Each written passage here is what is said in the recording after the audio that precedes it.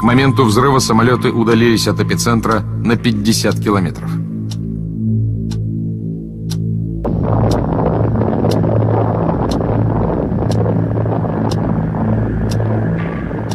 Радиосвязь прервалась и отсутствовала в течение 40 минут. Вскоре самолета догнала взрывная волна, потом вторая, третья.